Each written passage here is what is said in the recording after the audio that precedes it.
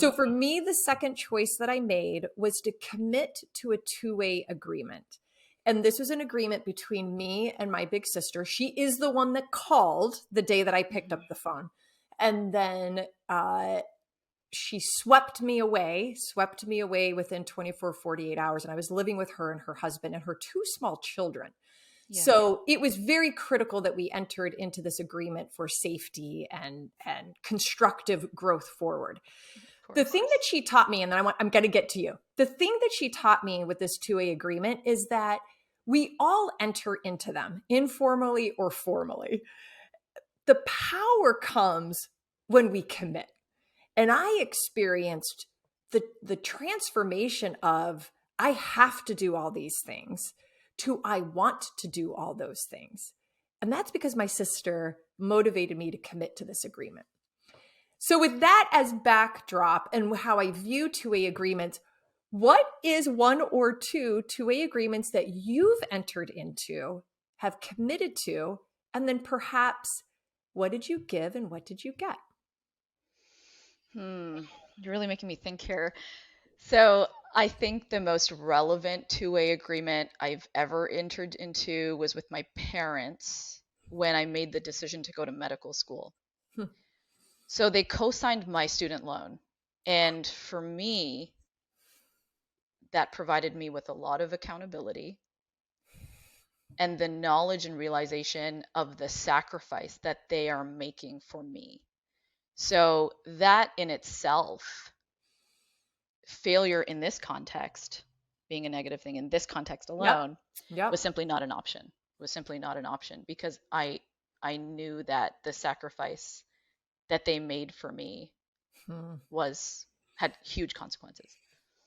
And it kept you on point. Did you ever find yourself getting off point and you had to get back? Or was it just like there was no option? You were always going to be on point on the road to this successful. Did you ever veer off and come back? Sorry, you cut out there for just a second there. Yeah, just a second there. We'll fix that. Any cut out, we'll fix it because my editor will just edit and clip it through. Okay. Do you mind repeating the question? Sorry, you cut out for almost all of it. So I was curious if there was ever a point where you felt yourself veering off course a little bit and then the agreement brought you back, or was it just like, I'm never going to go off course? Because this agreement and accountability is so strong and important. I think it's really natural to veer off course. And it certainly happened to me. I think it still happens to me. I still ask myself, what do I want to be when I grow up? But yes. I mean, it's not, I think career paths are not definitive, and we view success in such a finite way. I don't believe that it's a Polaroid in time. These are continuums. They're ever changing. And for me, yes, I certainly had veered paths, which I don't think is a bad thing. I don't think anybody's path is really that straight. I think that there's a lot of different ways to get there.